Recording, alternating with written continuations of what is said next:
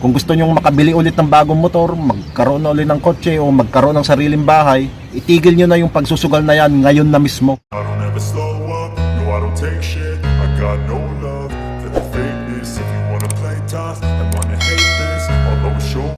Magandang araw sa inyong lahat mga idol. Medyo matagal-tagal na naman na hindi tayo nagkita-kita dahil lagi nga tayong busy sa trabaho at syempre kailangan nating unahin yon.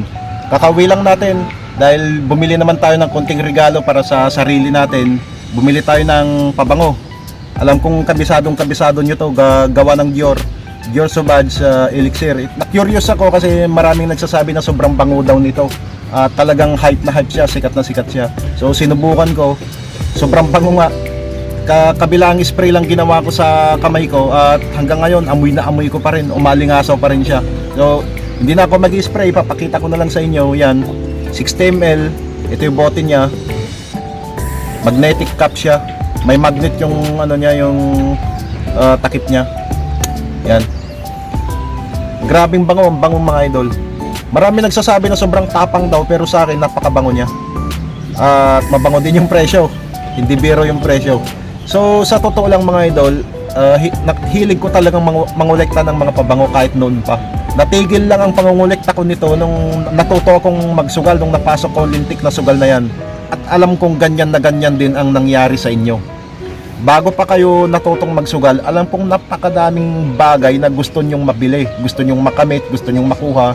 Tulad halimbawa, gusto nyong magkaroon ng bagong motor, gusto nyong magkaroon ng bagong kotse, gusto nyong magkaroon ng bagong bahay. Pero lahat ng yon natigil nung natuto kayong magsugal. At alam ko hanggang ngayon napakarami pa ring nangyayaring ganyan. Huwag na tayo maglokohan. Yung mga pangarap natin naging pangarap na lang, hindi na siya natuloy.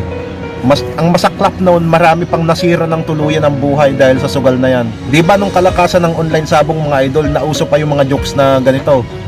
Dati may motor, ngayon nagbabike na lang. Dati may kotse, ngayon nagmumotor na lang. Dati may bahay, ngayon nangungupahan na lang. Mga biro-biro na totoo. Mga birong totoo. Ganyan kademonyo ang sugal. Ang masaklap nito mga idol, dahil sa sugal, hindi lang tayo ang napiperwisyo, pati pangarap ng ibang tao napiperwisyo.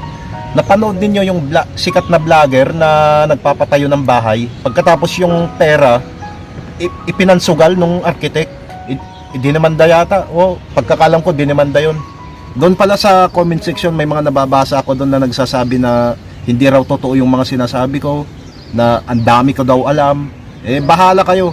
True to life story itong pinagkukwentuhan natin sa vlog na to, na talagang nangyari yan, naranasan ko yan, at maraming nagpapatunay, kayo mismo.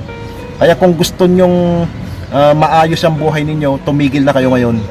Kung gusto nyong makabili ulit ng bagong motor, magkaroon na ulit ng kotse o magkaroon ng sariling bahay, itigil nyo na yung pagsusugal na yan ngayon na mismo, para dahan-dahan maibalik nyo yung mga pangarap na hindi natuloy, yung mga pangarap na nawala. Dahan-dahan maibabalik nyo yan 100%. Tulad yan ng pangongolekta ko nito mga pabango. Natigil nung natuto akong magsugal, nung natutunan ko yung lintik na sugal na yan. Hilig ko talaga to Kahit mukha akong mukhang mabaho, pero mahilig talaga ako sa pabango mga idol. Kung gusto nyong regaluhan yung sarili ninyo bago matapos ang taon na to, ang pinakamagandang regalong maibibigay ninyo, tumigil na kayo sa sugal.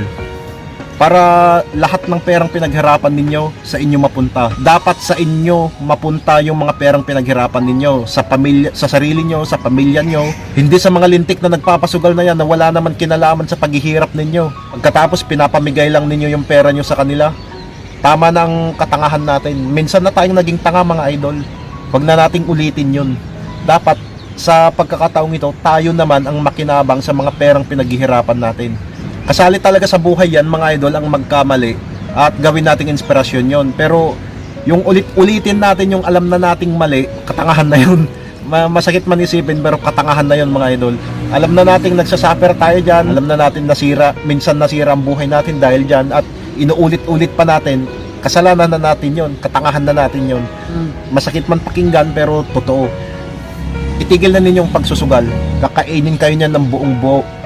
Huwag kayong maniniwala sa mga sabi-sabi na makakabawi kayo, magkakapera kayo dyan. Wala yan, kalokohan yan. Nangangati tuloy ang ulo ko sa inyo. So ayan mga idol, Kung gusto nyong maayos ulit dahan-dahan ang buhay ninyo, tumigil na kayo. Kung gusto nyong maibalik yung mga nakahiligan ninyo, tumigil na kayo. Yun lang masasabi ko. Maraming salamat sa panonood.